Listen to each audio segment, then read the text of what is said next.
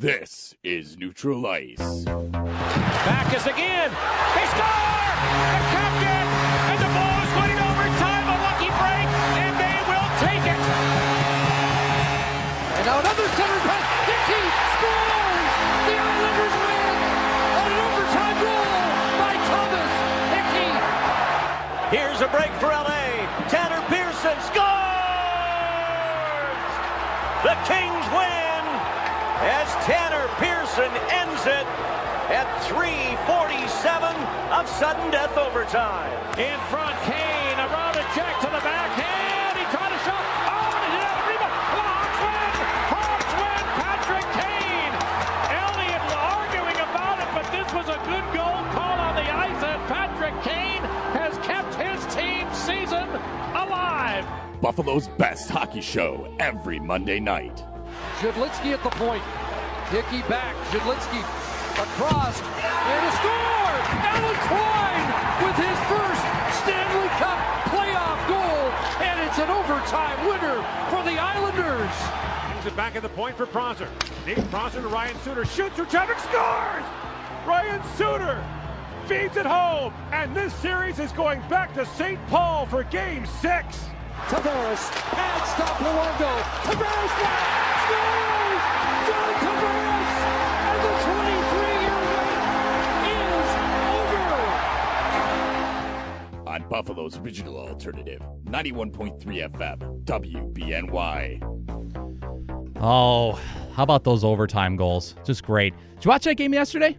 I saw all of the fun highlights from the game yesterday.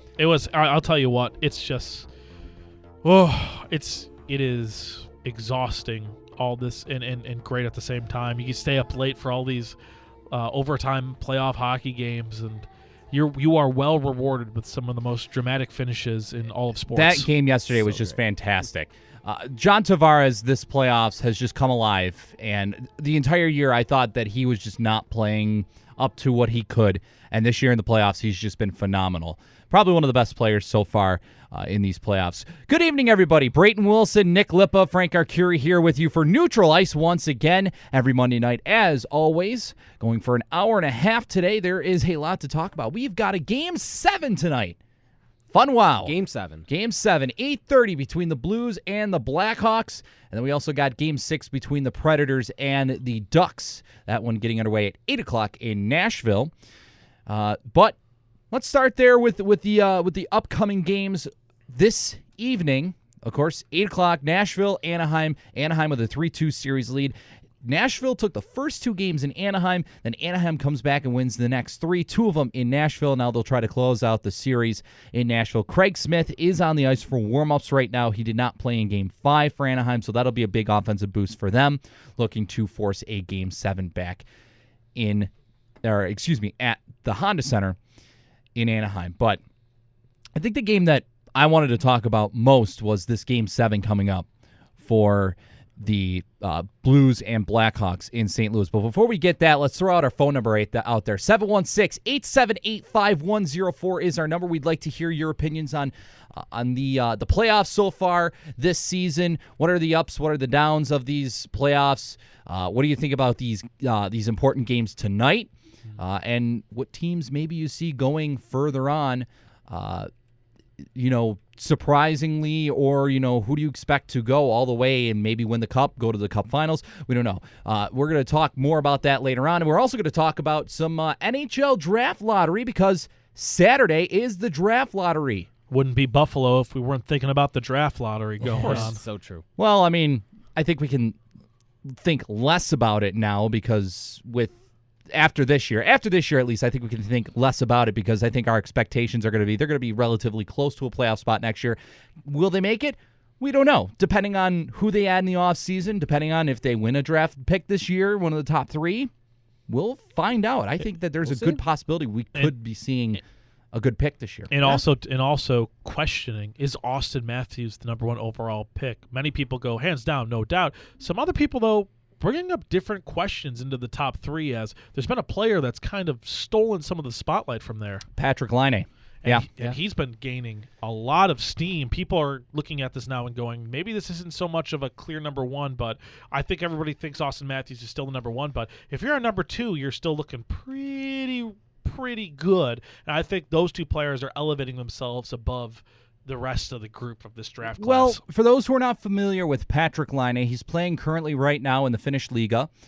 He's currently playing with Tappara. They're in the Liga finals, and they're currently up in their series with HIFK 3-2, and he took out his fellow Finn, Jesse Puljujärvi, in the semifinals of their playoffs, but Puljujärvi went to the IIHF under-18s in North Dakota and just won gold with Finland.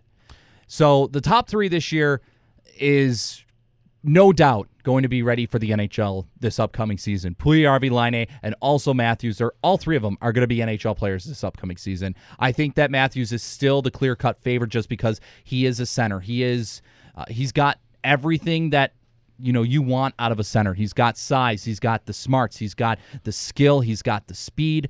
Whereas like Laine and Puljujärvi, they're very familiar, like very similar players, but they've got a little bit of a different edge to them. But yeah, we'll definitely get to that a little bit later on. But let's go back to the conversation of tonight's games, and let's talk specifically about the Blues and the Blackhawks. This series tied at 3, back in St. Louis for Game 7.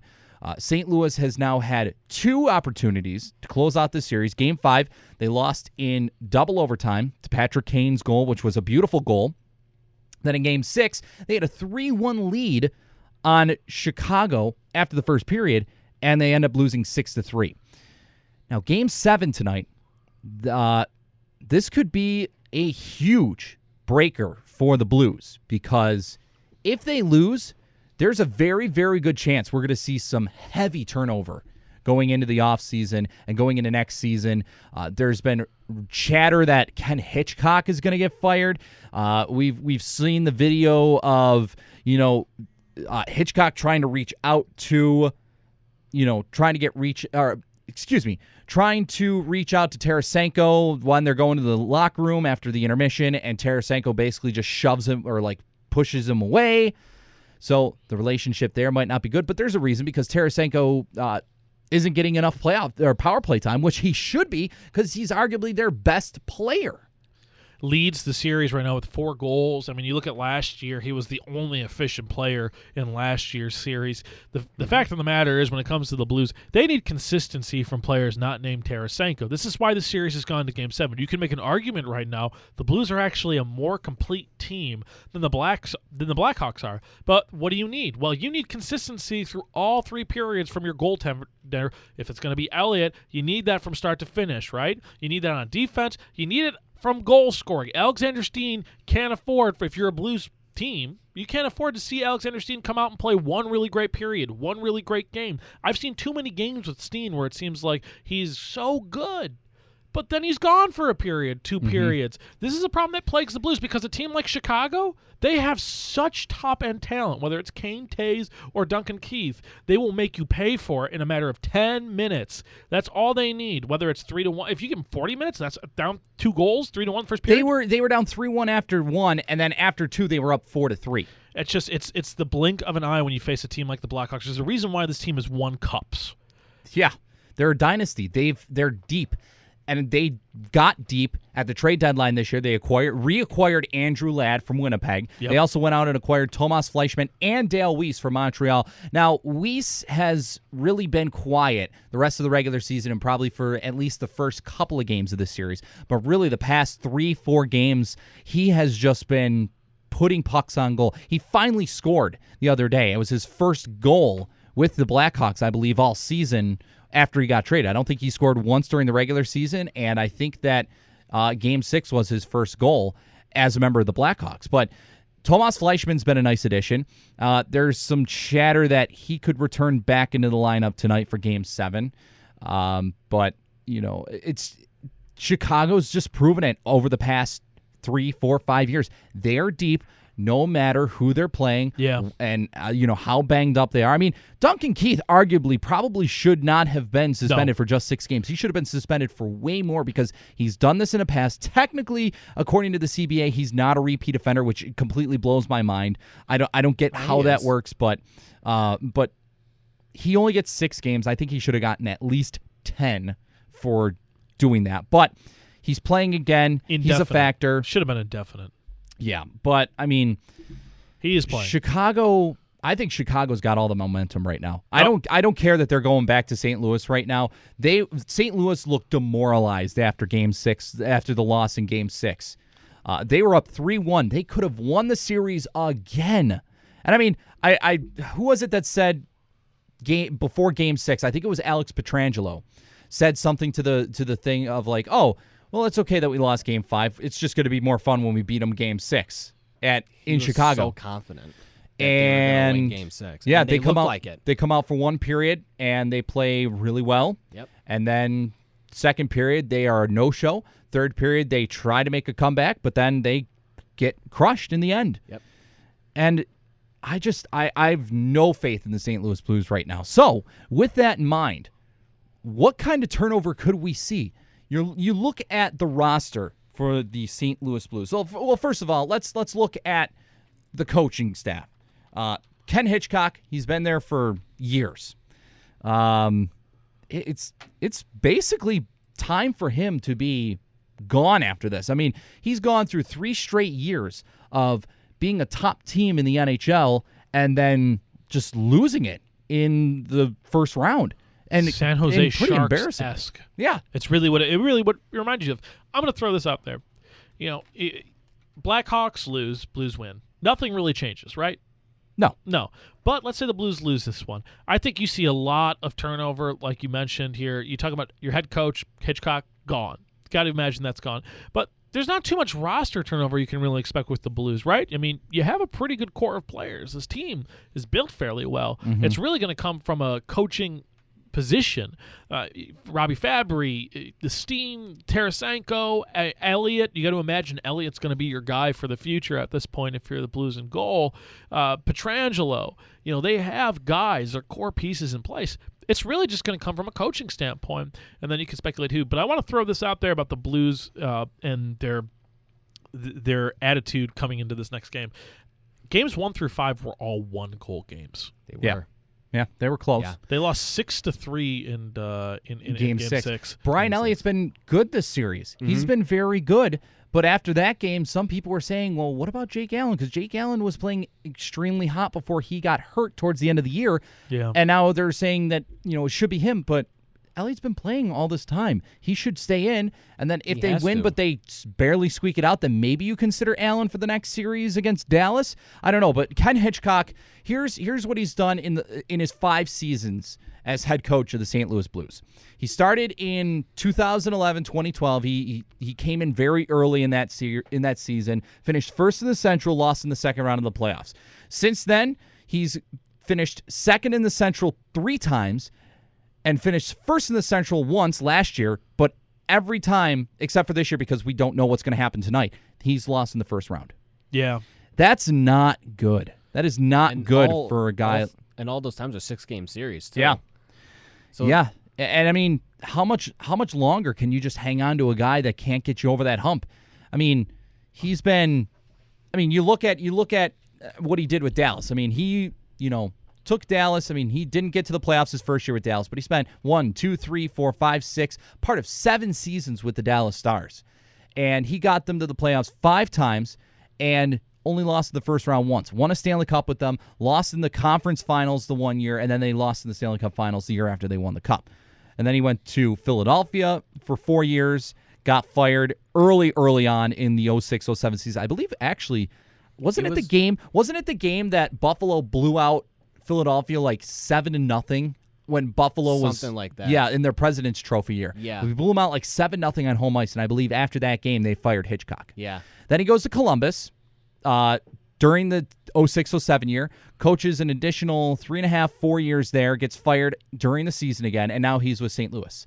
I don't know what to say about Ken Hitchcock. I mean, he's gotten so many chances, and he's had success. I mean, the Blues, over the past 3 or 4 seasons, have had the best winning percentage in the entire league, and they still can't get over the hump. They still can't get it done.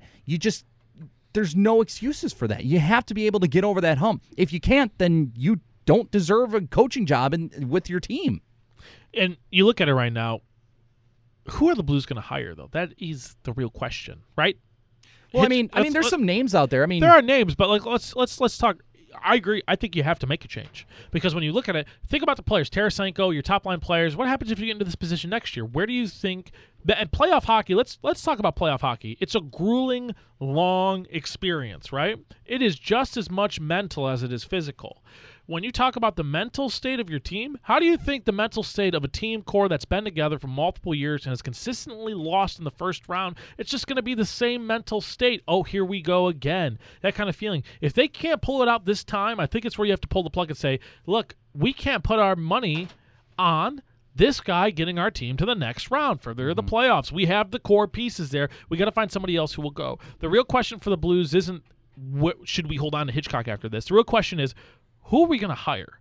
Yeah, I mean, there's some names out there. There's some names. I'm trying to look up some of them. Mark Crawford's one. He coached Austin Matthews with Zurich in the Swiss League. You got a guy like Guy Boucher coached with Switzerland.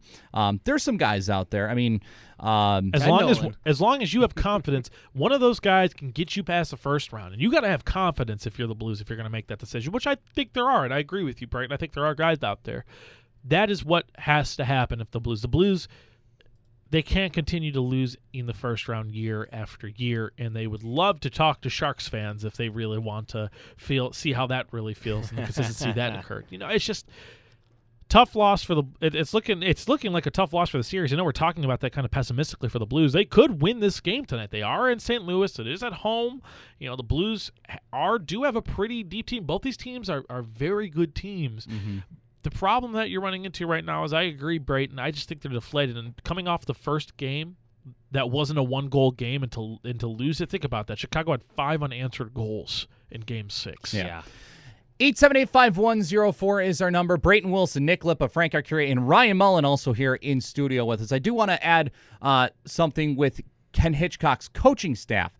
There is a former NHL coach on his staff. Kirk Muller is part of the staff. He coached for the Hurricanes most recently, was fired, and then was brought in by the Blues in May of 2014.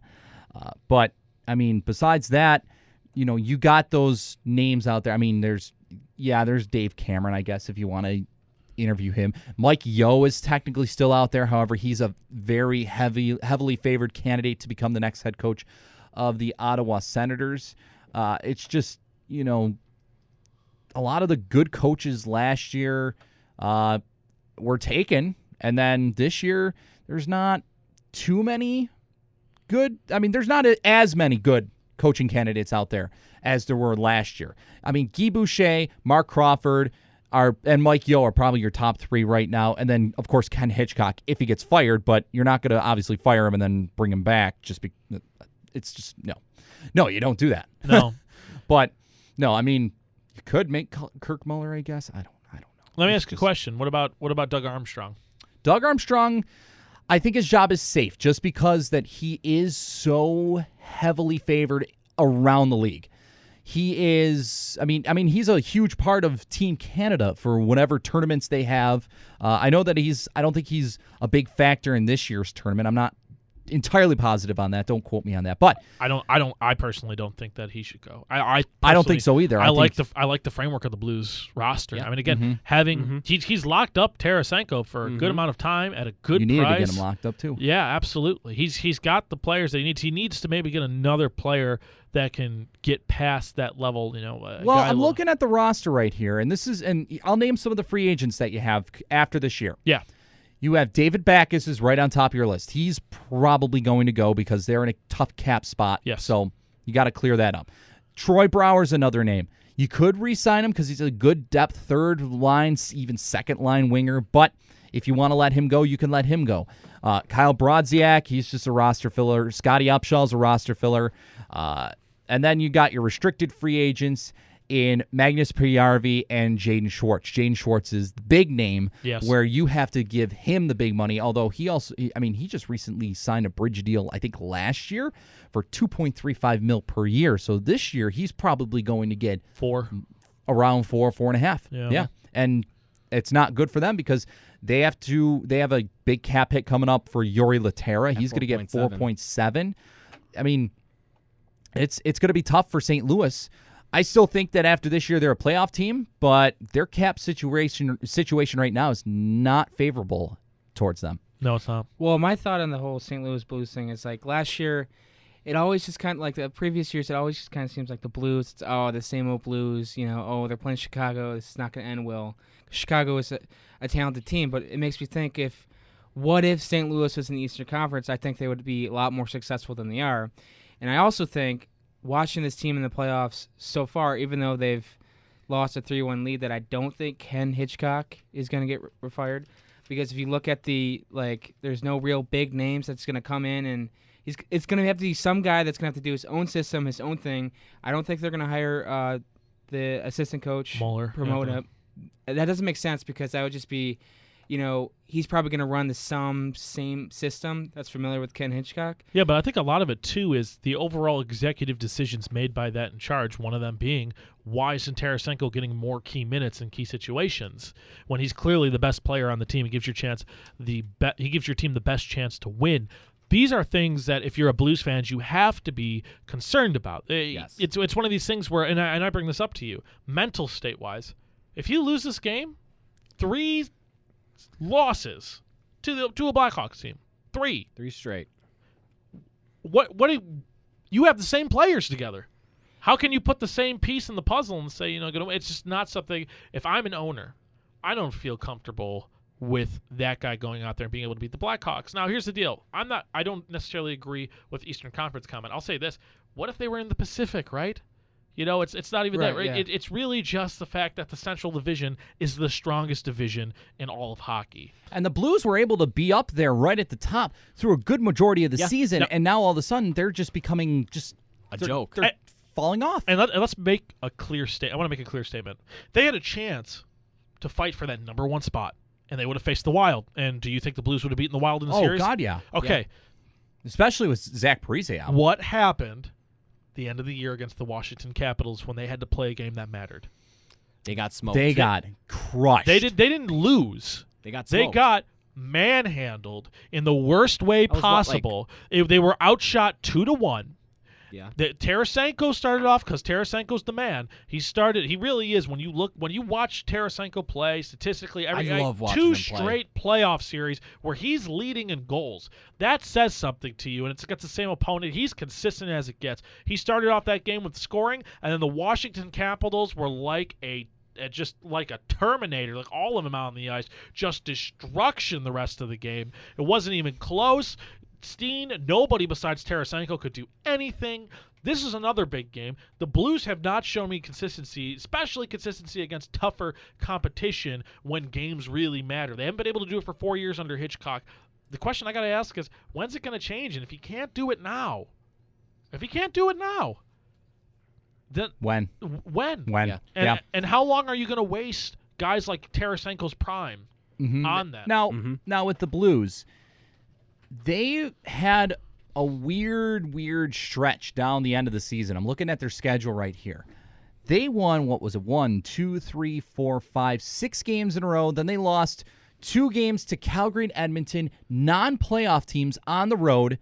And they lost 7-4, 6-4. Then they went on another 5-game win streak where they beat Washington on the road 4-0. Brian Elliott and Jake Allen combined to have 4 shutouts towards the end of the year in a stretch of 4 games. But you want to know what happened directly after that? Oh, they got hurt and Elliott a little bit banged up. Elliott, I believe, gave up a game with 5 goals as soon as that got snapped. Yep, 6-5 was the next game after they beaten Colorado the game after they lost that streak. But still, that's consistency though. That's one of those. And then things. They got creamed in the season finale to Washington. You know that this team can perform well when all the cylinders are clicking. The problem is when you buy a car, you don't expect it to be the cream de crop 60% of the time, right? You expect it to work the majority of the time. You can't have 100%. It falter. And if that's the car that you're buying, you don't want that car, right? It's not going to show up when you need it the most. This is the deal with the Blues. They're not consistent. They haven't been there when they need to be the most.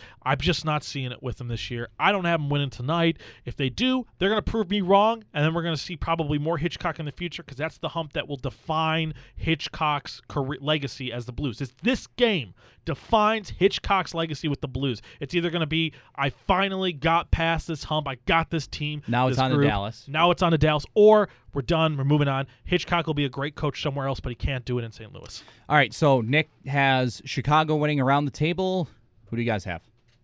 Ryan? I'm stick with the Blues. I have the Blues winning it all, so I gotta stick with them. Okay. I don't know. I just think they're different than years previous. I know they lost the past two previous games, but they're coming back to St. Louis. I know Chicago, but maybe it's because I want St. Louis to win, and I'm sick of seeing Chicago constantly winning. Aren't we all? Every year, it feels like. All? But bad feeling of Duncan Keith seeing him play still. Yeah. So I have the Blues, just basically out of faith. I'm going to say Chicago is going to win. They have all the momentum. It doesn't matter that it's in St. Louis. Chicago will win in any building they go into. And as I said earlier, I think that the Blues they look shot. Yeah. They look shot. They look distraught, especially after the way that they lost Game 6. Yeah.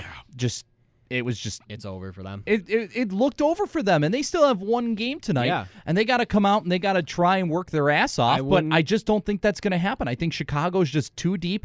I think that they've got a lot of energy on their side. I think that they're going to be just fine. I wouldn't be surprised if Chicago wins this game like 5-1. It would probably be very good.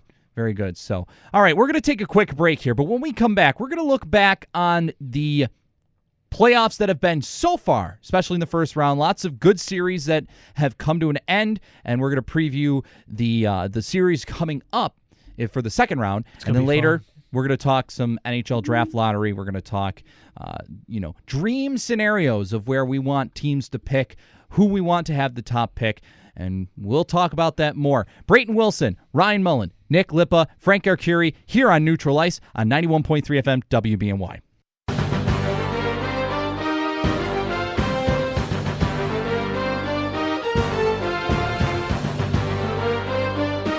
Neutral Ice here on 91.3 FM WBNY. Brayton Wilson along with my company here, Nick Lippa, Frank Arcury, and Ryan Mullen.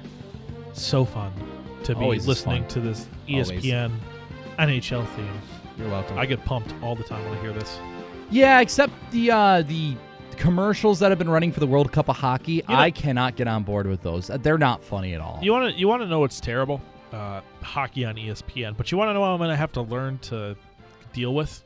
Hockey on ESPN. And, it's like they left hockey, and then they went 100 years back in time to like nobody knew what hockey was, and they were like, okay, we can do it again. But somehow it's amazing how after the 2004 lockout where they got rid of the TV deal, and then it just seemed like they forgot how to hockey. Yeah. How to cover it, how to talk about it. They can't pronounce names. They can't do anything like that. And then all of a sudden they just get the World Cup of Hockey and everybody's like, oh, yeah, hockey. We've been following it all along. We've been wanting to. And it's just like, no, you haven't. No, you haven't. You haven't put the effort forth in. But I'm going to call you out on that. You have one reporter that people like on your station. Pretty much. Yeah.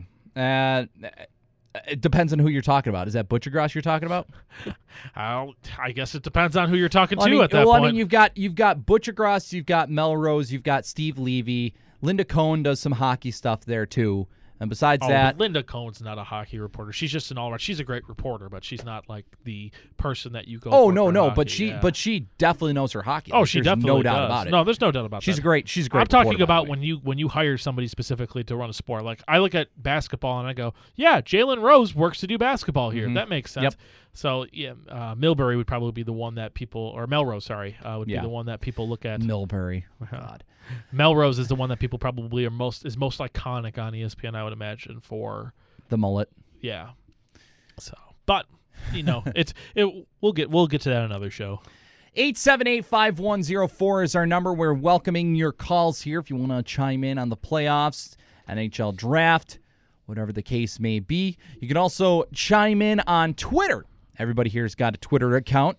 I know that for a fact. My Twitter's at BJWilsonWGR. Nick is at Nicholas Lippa, Nicholas with an H. Frank is at Frank Arcury, and Ryan is at Ryan Mullen. Okay, so we got off to talking about the Blues Blackhawks series. Game 7 is going to be getting underway in less than a half hour now. The Predators and Ducks. Game 6 in Nashville is just about to get underway. Craig Smith is in the lineup. He will play. It'll be a little bit of an offensive boost for Nashville. I'll help him out. Absolutely. We'll see what happens there with that series. Frank will update us on any goals that happen with a little goal horn chime in from the Predators or the Ducks or whoever scores. So, all right, let's recap the first round that was in the NHL playoffs. And I want to start here with probably the most talked about series, in my opinion, was the Islanders and the Panthers series. Yeah. And honestly, I did not think this series was going to be close at all. I thought that the Islanders were too banged up. I thought that Thomas Greiss wasn't going to be able to carry the load for them, but it was the exact opposite. Thomas Greiss was phenomenal in net for the Islanders. They got Travis Hamonic back right before Game 1, and the defense was solid. They were playing very well. And then overtime heroics with Alan Quine, of all people. Alan Quine. I think the one thing we didn't take into consideration within the series is one, Hamonic being back, I think took us all by surprise. Yeah. Oh, it took me by surprise. I thought he was going to be out at least until midway through the series. Yeah. On top of that, the goaltending of Greiss was absolutely phenomenal. But one major factor, the youth of Florida, I think was a major part. And Jágr made a comment about that, talking about maybe this is the kind of loss this team really needed to take to be better in the long term, the long makes run. sense. Mm-hmm. Not being able to get that empty net goal at the game, and I won't start to go into that because I am a little livid. With one of what could be probably the worst call. I hope it is the worst missed call of the entire playoffs. I think that this whole series was just very poorly miscalled. Yeah. It was one of the worst called series in the playoffs this year. And the Panthers were snake bitten by it because there were a few games where they probably should have gotten some penalties called. That offsides call. If you want to really talk about it, the poor officiating in this series, that really hurt Florida. If you didn't think that just small calls officiating can really affect a game, this is the series you point to if you really believe it does, and because it clearly did. And I'll add on too with the Panthers. Not only were they kind of snake bitten, but I mean they were young. I mean they're a young team, as you said, with Jágr and everything, and not being able to put. But they were quite undisciplined. I mean Jonathan Huberdeau took a couple of really bad penalties in the series that cost them valuable time trying to either score a go-ahead goal, tie the game, what have you. They not only that were they undisciplined, but I mean the defense I think came up just. I don't think they came up to the bat and they were trying to swing for the fences, and they just kept missing horribly because there were times that Roberto Luongo was just left out to dry completely. Mm-hmm. I mean, Luongo looked very good in the series, but your goalie can only do so much for you. Yeah, I mean, I think you just put it best right there. That's really what encompasses their youth. But again, I have to emphasize just, again, terrible officiating. I hate the offsides rule. I think we all hate it. I want to shoot it to Mars. I loathe bad. It. I loathe it. It takes away. I mean, if you talk about coming over the line, you're talking about as close as you possibly can get. And when it's happening too, not only does it slow the game down, but you're talking about there's a play developing afterwards, right? It could be a 40-second play happening in the zone. You're just like, really? Yeah. Like you let all this go? I do want to make our point though, because me and Frank did talk about this last week with that offsides play, and I brought up the fact that it shouldn't matter how the puck is brought in over the line as long as a player is touching the puck. It should not be an offsides. The puck was on his skate. It doesn't matter if he didn't have it on his stick. It was on his skate when it went over the line. That should not be an offsides call. That goal should have counted, and Florida probably should have won that game. I'm just completely flabbergasted at the point that they said, oh, well, that was offsides. And it's like, no, it was on his skate. He was in contact with the puck as he's going over the line. I didn't get it, but if you missed our shows, any shows that you do miss, you can go onto youtube.com. You can search WBNY Buffalo, and there should be a playlist for Neutral Ice,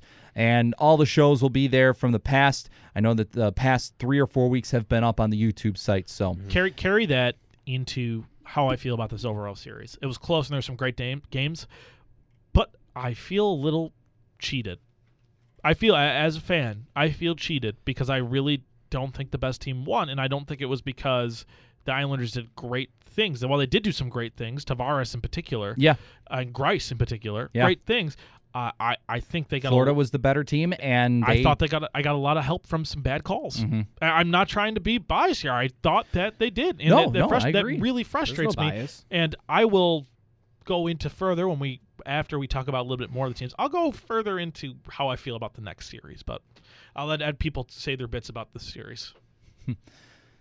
Ryan, you got any thoughts on the series that was with the Florida Panthers and Islanders? Well, I didn't really expect. I don't think really anyone expected the Islanders want the Panthers with the great season the Panthers had. But I mean, if you think about it, you look how without the likes of like Yager and Brian Campbell, this team, the Panthers, are incredibly young. So to get in a playoff series, go 6 games with a team that's a little bit older than them, more battle-tested than themselves, to take some calls, I think if they were a little bit older, a little more experienced, gone through it a couple more times in years past, would have been a different series.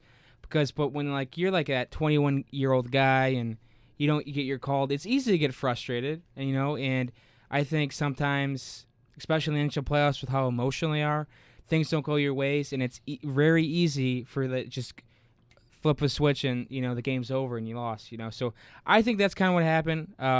I can't speak on all the calls, but, that tripping call, I just got to say this. I think the NHL officiating has been inconsistent the entire year, and the playoffs doesn't really help.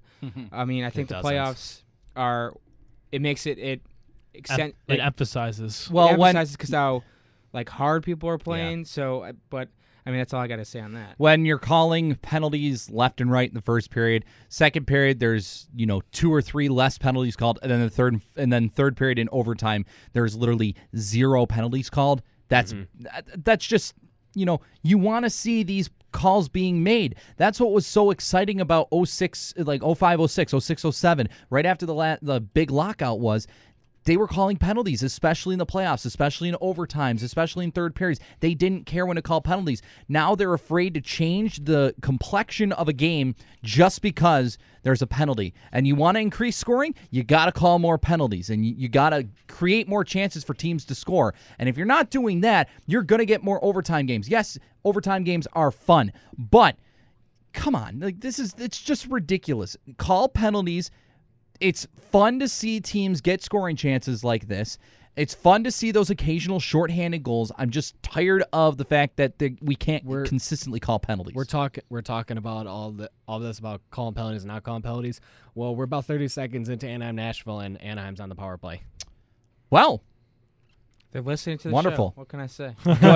Good. They're the show's instead playing of over the PA watching system in Nashville. instead of watching their tablets, they've got the Bluetooth hooked up to WBNY and neutralized. Yeah, Thank you, NHL. We are appreciative that you're listening into our show every Monday night. Okay, let's move on to some of the other series in the East. I mean, some of these series they were either just completely just whatever, or they were just. I don't know. Let's start with the Caps Flyers. I mean, the Caps, they probably should have swept the Flyers if Michael Neuwirth didn't show up for game 4 and 5 and completely steal. Yeah, he showed up for game 6 too. Showed up for, I mean. The problem is the Flyers are who we thought they were. They were bad. The power play was terrible. Game 5, they were outshot 4-1. Yeah, on a 4-1 margin, 44-11. Terrible. And Philly still wins 1-0. Michael Neuwirth put on a show.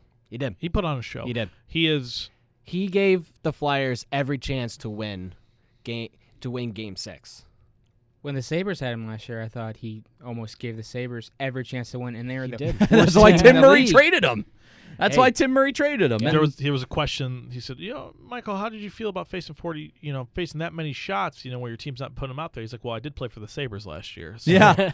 Yeah. And you look at that and you go, okay, yeah, that makes kind of sense. Almost like the whole Sabres experience for him was training for this one game. Yeah. It was like his Rocky IV moment. Yeah. But, hats off to Michael Neuwirth, who clearly was an individual that was carrying his team. If the Flyers would have started with him in the series, It probably would be going to 6 or 7. Or it would still probably go to 6, but it might go to a 7th game, honestly.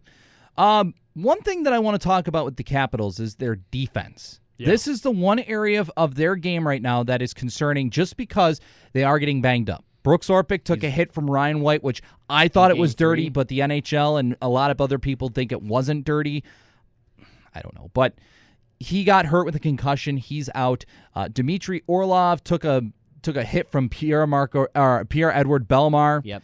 Bellemare got you consider that a hit? that. Well, I mean, Bellemare got suspended one game, and Orlov played the next game, but then it was a scratch for the 6th game, and they had to play Mike Weber. Mike Weber got paying in. dividends. And Mike Weber in the playoffs. most importantly, it was a clinching game that he played in, and they won. So So what you're it saying was is a shutout. What you're saying is Mike Weber's an elite defenseman in the NHL. No, I'm not saying that. Mike Weber's post-playoff Sabres debut is a victory. 1-0. He's 1-0. So. Yes. And his And last it's last playoff a game shutout. was a clinching game against Philadelphia as well. Interesting. I'm seeing a pattern here. I think we have to. That 3rd-round pick was justified for Mike Weber. I think Worth that's it. 2017 3rd-round pick, in case people forgot. Yeah, but Brooks Orpik is a significantly big part of their defense. Yeah. And if the defense keeps getting banged up, and then if they're keeps switching in and out, they got to find some sort of stability back there. Yeah. I mean, you got a guy like Matt Niskanen, you got a guy like John Carlson. Paid good Best money for defenseman Matt on the Niskanen. team. And I mean, they've been very good. But, that bottom pairing, the last 2 pairing, you got to find some stability there. Because if not, you don't have a guy. I mean, John Carlson's no Duncan Keith who can play 40 minutes a night and play a good 2-way game. I think John Carlson may get there eventually, but he's not there right now. Yeah. I mean, there's not many defensemen in the NHL right now that can play the minutes like Duncan Keith and Brent Seabrook can play on a nightly basis in the NHL playoffs, where they play 30 to 40 minutes a night. I don't think there's to be fair though as well. I don't think there's a team from a system standpoint that executes better than the Capitals defensively, really. I mean, you look at these games, Capitals were consistently dominating, and even going back to the end of the year, they consistently dominated throughout the year as well. Like, when you look at the Capitals, you just got to go, man, look what they did to the Blues, who are supposed to be one of the best teams in the West at the end of the year. Like, look what the Capitals do when they need to show. I mean, even the Blues game, like, they didn't have to play for anything. And look at that team. They run like a machine. And even in this game, the only way the machine gets a hiccup is if somebody else exceeds to like the best they've ever played, and that's Michael Neuwirth. Neuwirth has shown flashes of this, but what Neuwirth did, are you kidding me? That was insane. They got outshot 4-1. And then what was the ending score of the final game? 1-0. What does that say about the defense? I mean, if you're looking at the Capitals right now, and really what they offer, I mean, what have they given up, really? Game 6, 0 goals. Game 5, what? An empty netter, so 1 goal, really? And then what happens in Game 4? 2 goals. This team has given up, realistically, 3 goals over the past 3 games. You're going to win a lot of games when you got Backstrom and Ovechkin on your team, and you're averaging pretty much giving up 1 goal. Think about it. 2-0, 4-1, 6-1, 2-1, 2-0, 1-0. That's insane.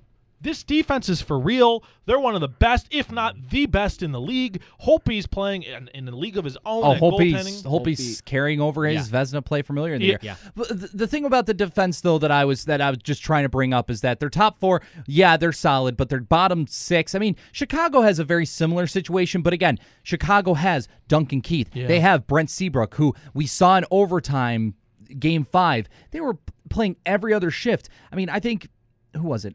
It's almost similar, very similar to the Kings. Like the Kings are playing Drew Doughty almost every shift, and then you got to put him on the bench eventually. You got to put Brady McNabb or Jamie McBain out there at some point in time, and it's like the probability something's gonna happen when those guys are out because they're not Drew Doughty. They're not Mike Green, you know. Jamie McBain. I'm going to say this right now. What the Capitals are doing now is working, and it hasn't been busted this entire year. There's a reason why this defense was second best in the league. And they play like the best in the league when you watch them. They do play like the best. I mean, again, you look at the series. The Flyers couldn't score goals. The only time they won is when Neuvirth didn't allow any. Yeah. The Flyers scored 6 goals in 6 games, and they were shut out twice. Are the Penguins going to score more? Yeah, true. Yeah. Probably. Is Marc-Andre Fleury going to do what Michael Neuvirth did? Not putting my money on That's that. if he plays. And that's if he plays. So, because right now the Penguins are going to roll with Matt Murray. The real question is, can the Capitals score goals against the Penguins? And I think the Capitals can score goals against the Penguins. So, we'll talk about that. All I know right now is that the Capitals, in my opinion, well-oiled machine, completely dominant, and they give me that kind of feeling of they're clear. To me, they're above everybody else in the Eastern Conference. 878-5104 is our number here if you'd like to chime in. All right, let's move on to a series we could probably just very easily talk about quickly and then move on. New York Rangers, Pittsburgh Penguins. Pittsburgh wins very, very easily, 4-1. Game 2 was really their only bad game, but even then, I mean, they had a good start, then they kind of faltered later on, but they got Matt Murray back from injury, and he played stellar through the final, 3 games he played. I mean, the series was basically a cakewalk for them. Not only that, but Evgeny Malkin is fully healthy, 100%. He looks it out on the ice, and he dominated New York in the final few games that he played from Game 2 all the way to Game 5. But I want to talk Rangers very quickly because their defense was terrible. They left Henrik Lundqvist out to dry so much in this series. Lundqvist, whenever he was looked, there. Yeah, and then Lundqvist looked just bad because of his defense. Yeah. You feel bad for Lundqvist, but now the Rangers, I mean, I remember earlier this year when we were doing a show and we had Jack Sullivan on, and he said that the window for the New York Rangers is closing for them, and he said something to the realm of the year that the Rangers were going to win the Cup, that somebody said they were going to win the Cup was this year. Some very high-ranking guy in the NHL or for the team, 2016. And they looked like crap in this series. Looked like garbage. They are who we thought garbage. they were. Yeah. And when you come down to it, injuries on defense really, really hurt them. Ryan McDonough was out. Dan Girardi was banged out, but Yep. Dan Girardi's just a bad defenseman anyway. Look, when you're looking at it, when you miss McDonough, he's really the glue to that defense. They needed him. They didn't get it. To anybody who thinks Yandel is a defensive defenseman who thinks he can get that money to be a defenseman, he's not. No, he's not. He's an offensive defenseman, and that's it. That's why he would play most of the time in the regular season. He'd play on the third pairing defenseman, and he'd play when the power play came on. Dan Girardi's got a $5.5 million cap hit all the way till 2020. How about Mark Stahl? $5.7 million This is for 2021. And you can't afford to sign a lot of the guys you're coming up to. And New York traded Anthony Duclair away.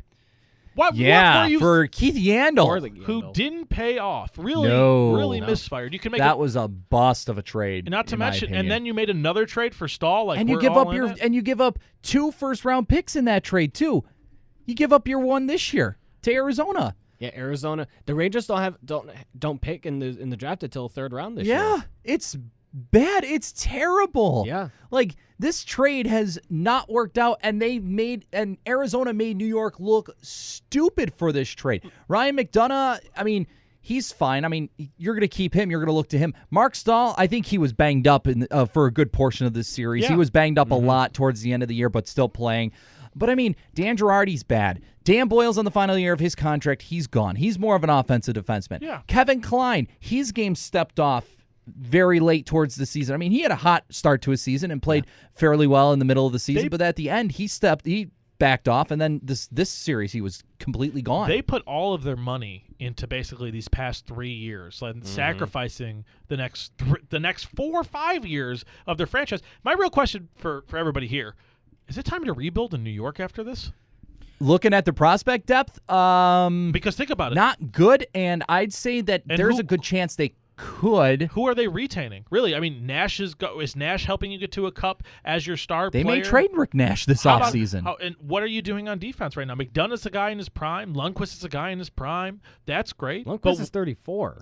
But he's still, as far as goalies go, Lundqvist he can still play. Lundqvist is playing he is a top 5 goaltender. I think we can all agree Yeah. to in this league. That's what I mean by that. Okay. Didn't look like it this series, but he is still top 5. So add all these things into culminate everything about the Rangers. Who do they have coming back next year that makes me go Rangers are making the playoffs? Well, of course, Derek Stepan, Matt Zuccarello, Derek Brassard. Yeah. Chris Kreider's a restricted free agent. He may be gone. Tanner Glass isn't going to do you anything. He's still got another year. But, I mean, this is kind of this transition year where it's so many of those Sabres teams. Eric Stahl's not coming back. You know what I'm talking about? Yeah, Those it's like, Sabres teams where you're like, we're not good enough to get to the Stanley Cup, but we may be good enough to get to the 8th seed. Those that But without 09, the 10 upside? year, the 10-11 season. And you got guys, you know what they are at that point. There's not much upside. Here's your list of unrestricted free agents coming up for the Rangers. Eric Stahl, Dominic Moore, Victor Stahlberg, Keith Yandel, Dan Boyle, Antti Ranta. Your restricted free agents, Dylan McElrath, JT Miller, Kevin Hayes, and Chris Kreider. Next year, Jesper Fast is going to be a restricted free agent. Oscar Lindbergh is going to be a restricted free agent. Those are some big names they have to re-sign to new deals, but they have so much money invested in like a guy like Dan Girardi who's not panning out for you. A guy like Rick Nash who, he signed the deal with Columbus at the time, but Rick Nash has not been consistent enough to support the offense and score enough. And then you got $8.5 million in Henrik Lundqvist, which Lundqvist is your goalie. You're not gonna turn away from him, but 3 to 4 years from now, when you need those first-round picks that you've given up for St. Louis, you've given up for Yandel, you've given up for Stahl, those high draft picks, you need those 3 to 4 years from now to be those key guys coming up and producing. And you don't have it. It's going to be gone, and you're not going to be able to afford a lot of these players. You're going to have to count on low draft prospect guys or value free agent guys, and that's not a winning formula. Well, to be fair, hindsight is 20/20, but at the time when they made the first-round pick for St. Louis, it's a good argument that St. Louis was a big part of their Stanley Cup run. Oh, I'm not making the argument about St. Louis. My argument is that the St. Louis trade happened, and then you did it for Yandel, and then you did it for Stahl, and then you kept doing it after you knew you didn't have those picks. You can't just get rid of all your picks. No, I understand, but at some point, like, if you feel like you're not good enough to win it at your roster now, you're gonna have to risk something, and it didn't work out for them. So, hindsight 20/20, they're the losers. But counterpart, they almost won, and it was because of the St. Louis deal, right? Really? They almost won with St. Louis. But They not for Yandel, and not for Stahl. No. And my point that goes into this, I'm going to give you the exact opposite build of the Rangers. You gave up 2 second-round picks for Eric Stahl. This is why I say the Rangers plan and is a good prospect. This is why I think the Rangers plan is terrible. The Dallas Stars. No, I'm not defending them. No, I know you're saying maybe this is why, but this is what I'm saying. The Dallas Stars are the exact opposite, right? No, I'm not going to overpay. What, the Dallas Stars overpay for who from the defenseman that they got at the trade deadline this year? Chris Russell. Okay, that's them overpaying. They're not giving up like supreme like franchise. Well, if talent, they make the conference finals, they give up a first-round pick instead of a second-round pick. But that being said, it's not Anthony Duclair. No. It's not one of you're looking at it right now. The Stars are loaded with prospect talent, and multiple times have come out and said, we're not going to sacrifice our future. Because Jim Nill is one heck of a smart general manager. And look at the Dallas Stars. They look primed to keep making runs like the Blackhawks are now. For years to come with Seguin, Ben, and the great signing and trade of Jason Spezza. Look at a team like the Stars who didn't overpay and waited for the opportunity to trade. Stars did it with Spezza. Sabres, you can make an argument, did it with Ryan O'Reilly. Those are the trades that you make where you don't sacrifice your future, but you get the talent. That's the long-term thinking in the NHL. Rangers almost had it work with St. Louis. I just don't see that short-term trade usually pan out too much. Maybe a short-term trade like Chicago did with Ladd. I'm fine with. Yeah, that's fine. Because that's not the whole boat. But when you trade an elite guy you're paying less than $1 million for on your roster who's going to give you top 6 minutes in the final year of that rookie contract and then a bridge deal with your RFA, you can't get rid of that. That's a necessity signing because it allows you to do other things and then make that one St. Louis trade. That Glenn Sather trade did not pan out. All right, real quick before we move on to the final series in the East, then we got to take a break. Rangers, are they a playoff team next year? No. I'm going to go right now with yes. I'm going to say yes, too. But I'm going to say that I think they're a wild card team right now going into next year. That's exactly where I was going to say. I think they'll be a wild card team next year. I think that they're going to be a wild card team next year as well, but after that, good luck. I think Good luck. they're on their way down. Yeah, they're definitely on their way down. I mean, maybe even Buffalo next year. If of course Buffalo makes the right moves and make the right roster What additions about Carolina? and stay healthy. Carolina, yes. That's an interesting one. Still, I can't. I just that Philly's Eric there? Stahl trade just baffles Yeah. me. And then you Philly have to could be consider there, too. Columbus, who's a team that had a down If year this they year, but they can- have talent. What happens if Columbus gets a top 3 pick this year and adds one of those guys to their top Here's lines? my question: They're What gonna if be good. what if Columbus fires John Tortorella? That's a whole new team. I don't think they're firing John Tortorella. No, I should. don't. I think He- they should. But I mean, the turnaround that they had after Richards was fired, I think that It justifies it them. saved his chance for another gig at coaching in the NHL, and I think that they're going to give Tortorella another shot. And all the Blue Jackets really need is a healthy season from Bobrovsky. Oh, God, they need a healthy season from everyone, and they need a backup goaltender, and they need another good Chad depth Johnson. defenseman. Chad Johnson, yes. Okay, one last series in the East, and we'll get through this one really quickly because there's really nothing to talk about this one. Red Wings and Lightning. Lightning basically dominated the entire series, this is besides Game 3 where they got shut out 2-0, but goaltending was an issue for Detroit. Jimmy Howard at the end of the season press conference today in the locker room clean out, said he's okay with the idea of trading him this offseason. Yeah. My issue here with Detroit is, if they can't get Datsuk back next year, and then they can't trade his cap hit before July 1st when it takes effect, and then they can't find guys to fill the holes. Is this the end of an era for Detroit? Are they going to be missing the playoffs for the first time in 25 years next year? If I'm Detroit, I'm trying to trade the rights of Datsuk to a team that needs to hit the cap floor, and I'm working real hard on that. I'll even trade a draft pick, and then I trade for the rights to sign Steven Stamkos. Yep, and then you try signing him. And Ken Campbell said that on Sabres Hockey Hotline on WGR nearly 2 weeks ago that Detroit would be a candidate, and he believes that Toronto and Tampa Bay are out of the question. And I mean, he did bring up the fact that Buffalo tried trading for him, and I still think that Buffalo will be one of the options there. I think the only other team that may have a chance, but they got to do a lot of cap work, is Montreal. So, but any other thoughts on the Tampa Bay Lightning and Detroit Red Wings series? It was a truly awful series. It was very bad, and I said it right off the bat. This series is either going to be really, really good or it's going to be really, really, really, really ugly. And it ended up being really ugly, favoring Tampa Bay the entire way. Pretty much. My big point here was Stamkos. Who? Yeah. That's basically how it is because everybody Everyone else played stepped up. just fine without Stamkos. So now I'm thinking guys like Johnson and Kucherov took that extra time Kucherov and went played with phenomenal. Yeah. He's gonna get paid big this offseason. Let's remember they faced the Red Wings, and let's remember they're also facing the Islanders because of the miraculous playoff bracket.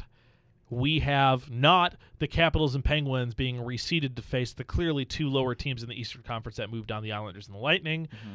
No, we are going to be treated to seeing most likely the Eastern Conference Finals in the Capitals versus Penguins, and then what seems to be the runner-up game. The Islanders and Lightning series almost is just, is it worth watching, essentially? I think it is, just because the way that the Islanders surprise everybody, and then Tampa Bay, they're playing really well without Steven Stamkos. Ben Bishop's playing well. I think that series is going to be a good one too. If you beat borderline playoff teams on the way there, then Right. sure. And if you're the Islanders and you... But the second that Tampa Bay gets to that either of those teams get to the Eastern Conference Finals, whether they're playing Pittsburgh or Washington, I think they're going to run into a buzzsaw. I think both of those teams could get swept. I realistically think they're both going to get 5 games to whoever they face. Yeah.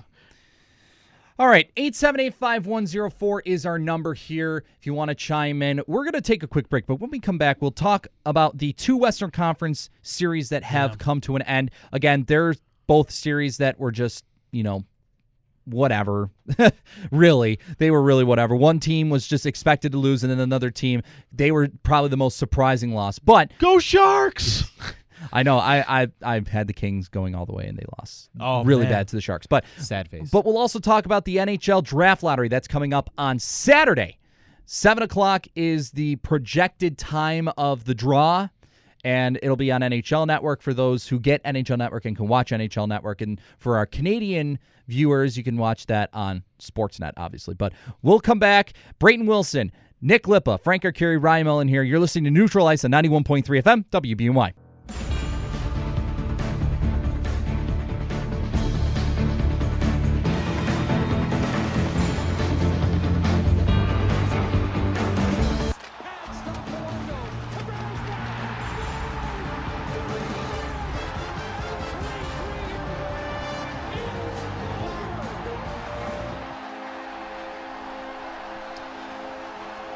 Back here, Neutral Ice, hearing the play-by-play from Chris Cuthbert on the NBC Sports Network from last night's overtime winner from John Tavares. That was one heck of a goal.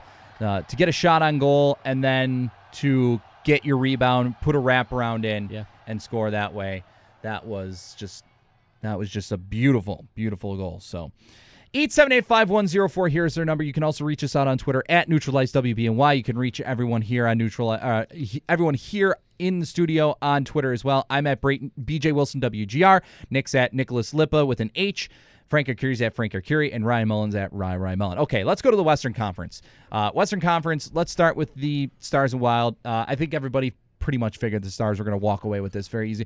However, the Wild did make it a little complicated for Game 5 and also Game 3. Devan Dubnyk tried to steal the series for the Wild. Just, their defense outside of Jonas Brodin, Ryan Suter, Jared Spurgeon, it's a little difficult there. And then the offense without Zach Parise, they really struggled without him because they had to rely on guys like Mikael Granlund, Charlie Coyle. While those guys played relatively well, it wasn't enough for them. Dubnyk is a good goalie. I'm just going to throw that one out there to remind people that he is let's keep that out there. He stole a couple of those games. I mean, he had some bad breaks on a couple of those goals, but I mean, when you're trying to face a shot from a guy like Jamie Benn or even Jason Spezza, or if the Stars are fully healthy, Tyler Seguin is there.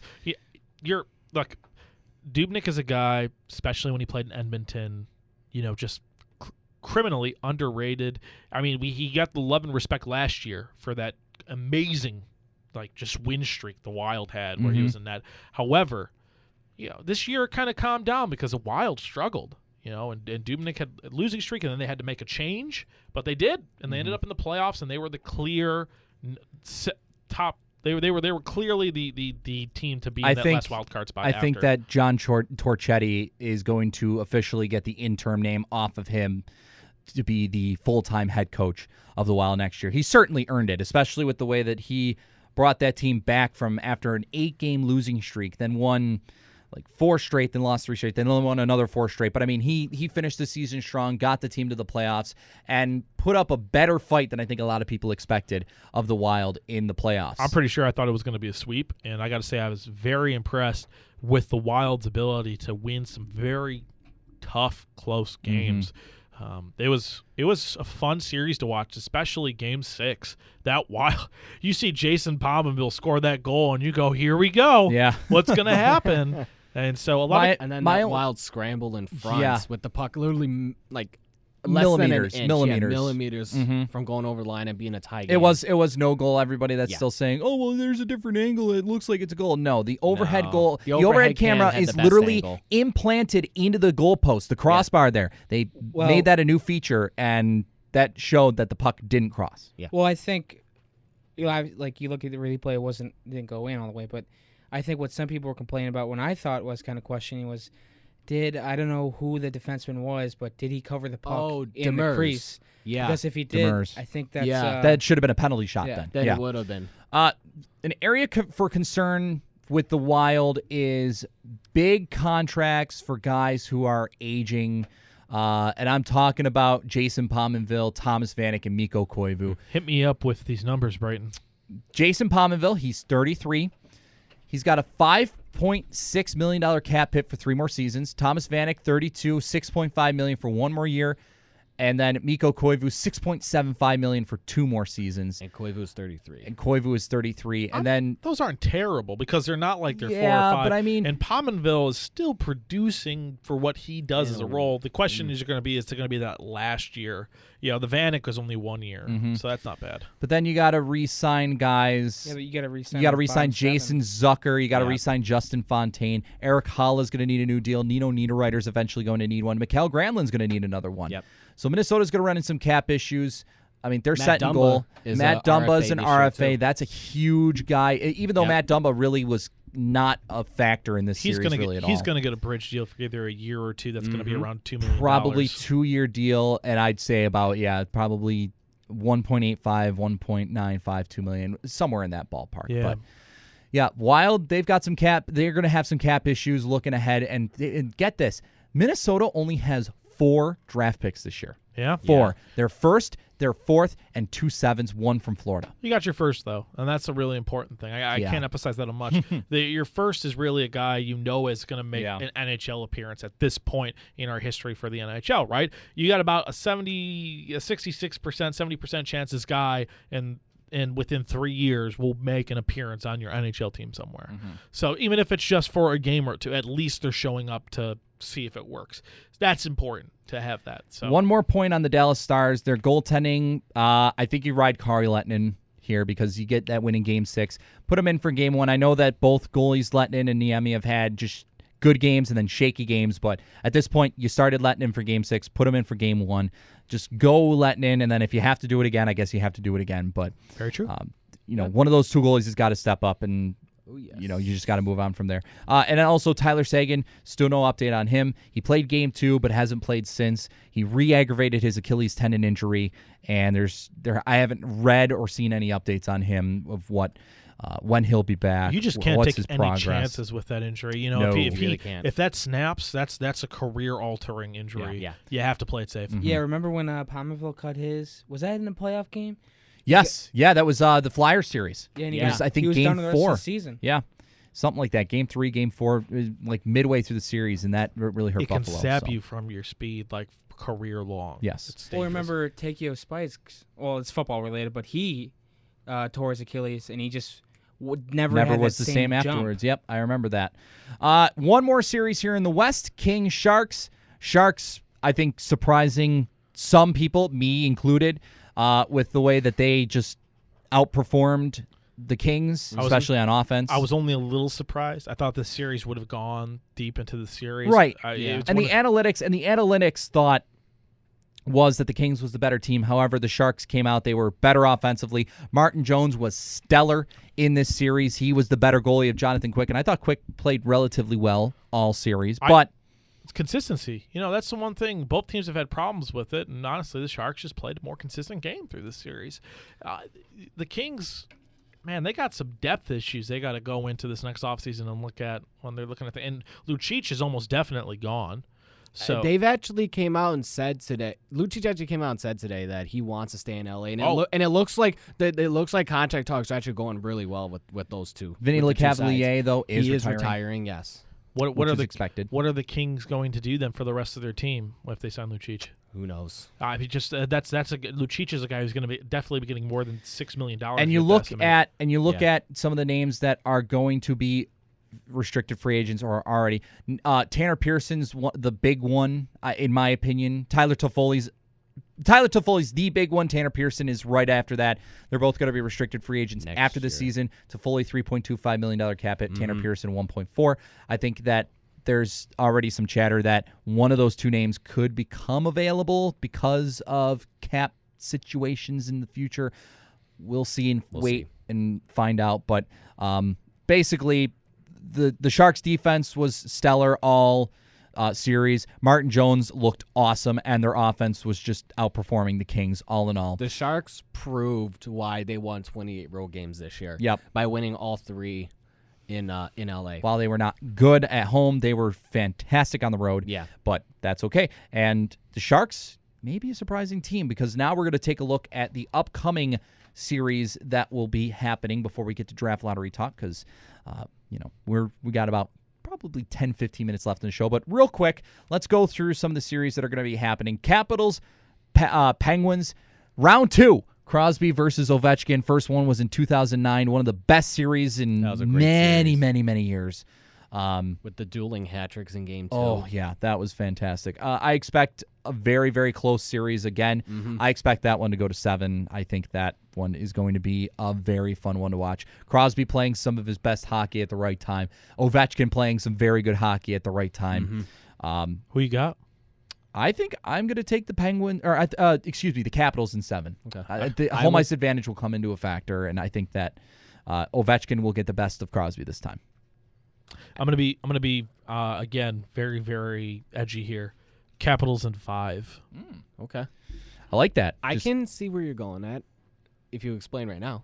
Yeah, well, that's really simple. I think that the Washington's defense is on an elite stage right now, and I think Malkin and Crosby are terrific. But I think right now the Capitals, with Holtby in net, are they are healthier.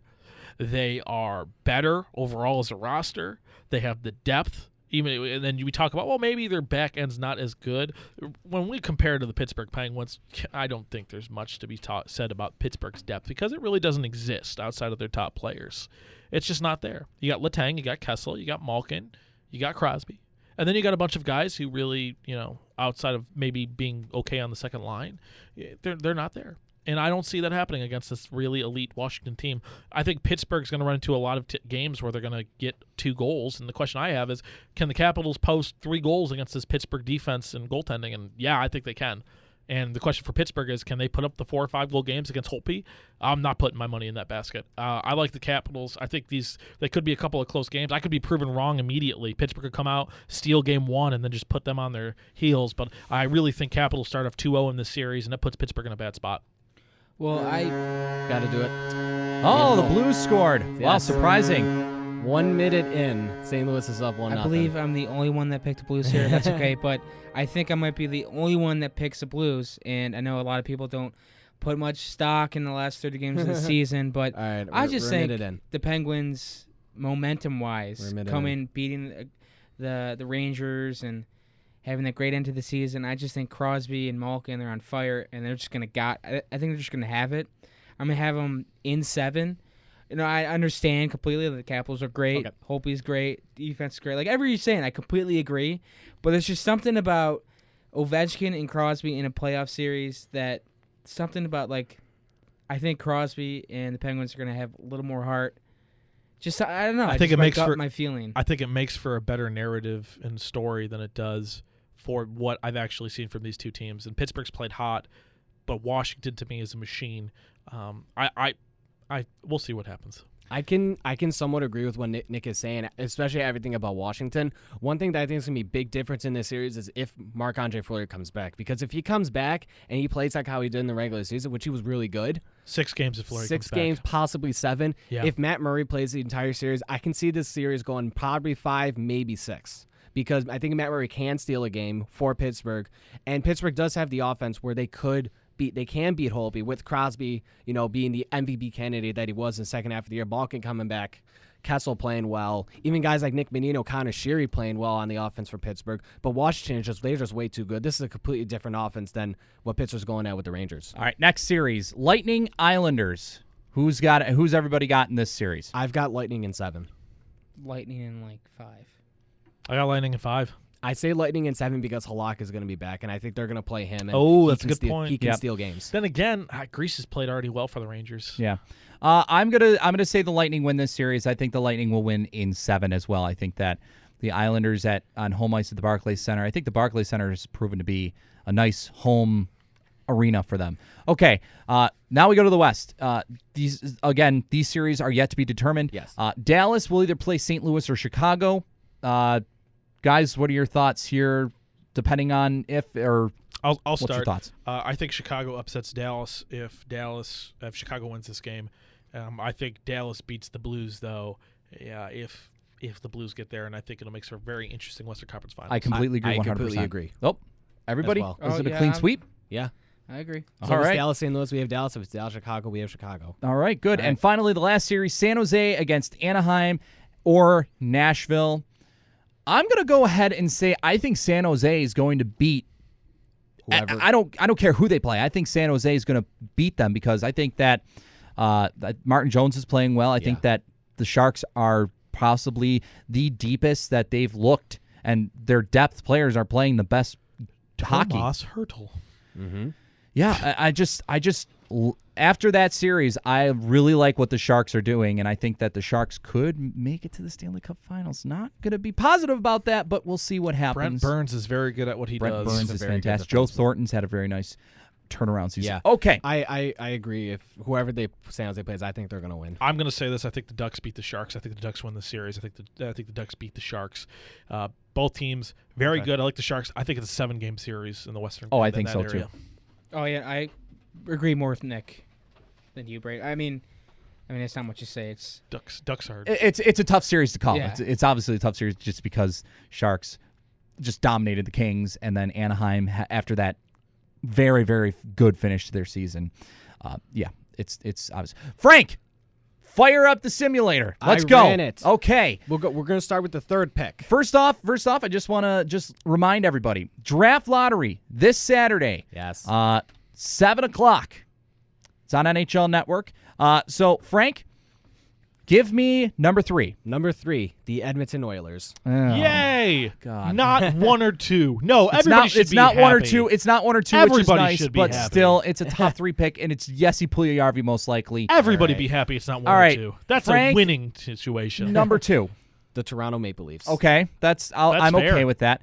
And finally, the number 1 pick in the 2016 NHL Draft belongs to. This is what I want. The Arizona Coyotes. Okay. Woo! Austin Matthews, go home, son. Going home. Going home. That's perfect because then Buffalo would end up selecting 8th. They would stay in 8th, and they'd probably end up with a decent lottery pick. Maybe Chutrin. Maybe Chikrin because he falls off, but I think that the way that he performed in the playoffs with Sarnia, and he had a decent tournament at the under-18s in North Dakota, even though Canada got crushed by the United States in the bronze medal game. I think Chikrin still will go top 5, top 6, somewhere in that range. It would surprise me if he fell to Buffalo at 8. But with the way that Tim Murray in the end of the year press conference said the way that he's looking to acquire a quarterback defenseman, and he doesn't believe a young quarterback defenseman is available in the draft and that can make an immediate impact. It just makes me lean more towards he's going forward. And there's some good forwards that could end up there at 8.